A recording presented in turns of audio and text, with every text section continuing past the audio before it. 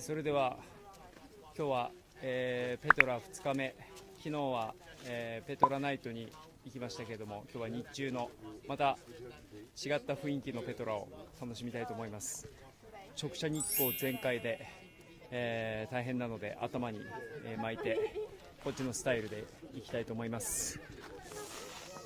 はい、今日は一日有名どころを回って、明日はちょっとレアな場所に行こうかなと、12時間かかるようなコースを、ちょっとハードなコースを馬に乗って行こうかどうしようかちょっと検討中です。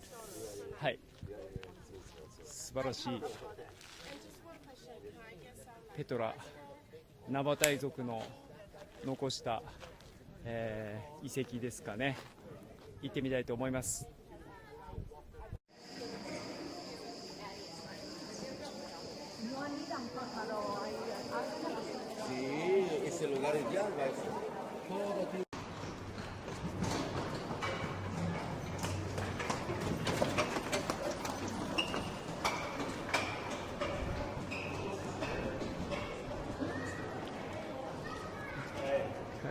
Good to zoom in that stream. Yeah, it's amazing.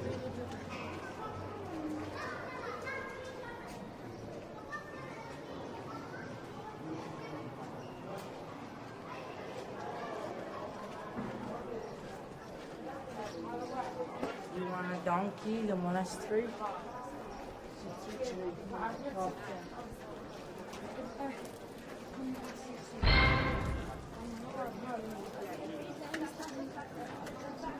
Oh wow.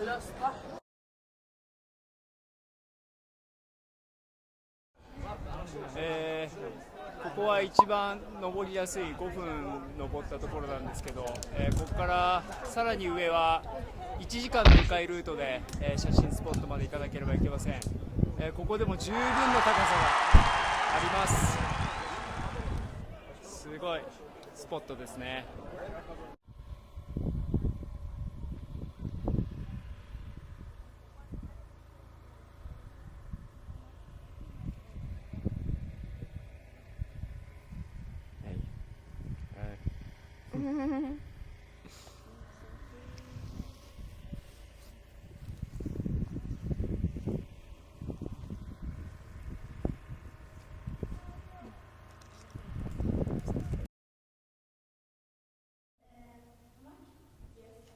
さあ、この天井ですね、岩をくり抜いて、多分作られたものだと思うんですけど、この岩肌というか、このマーブル調がすごいですね。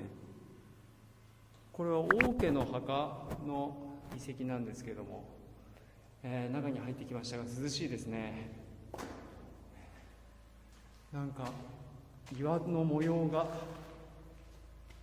すごい綺麗。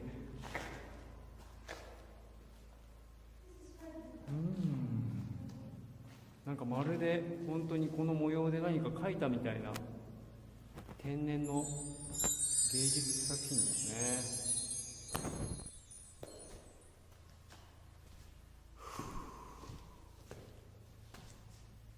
すごい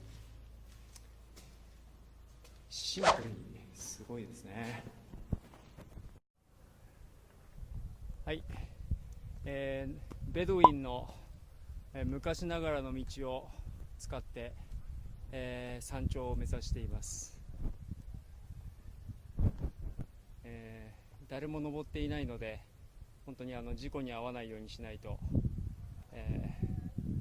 助けてくれる人がいません。本当に気をつけていかなければいけません。もう一人バディがいるんでガイドじゃないんですけれども大丈夫かと思いますが、十分に気をつけていきたいと思います。目指すところはあちらです。はい、ベドウィンの茶屋にお邪魔して一杯いただこうかなと思います。Ready to go。ようやくベドウィンのカフェにたどり着きました。ベドウィンのお茶をいただきたいと思います。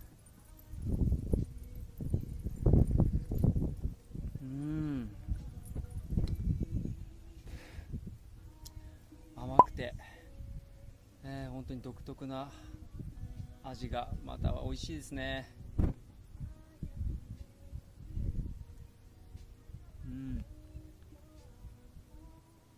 もっと多分簡単に来れる道もあったと思うんですけども、ちょっとハードな道でしたけど、すごくスリリングで、楽しく登ってこれました。すごい絶景です。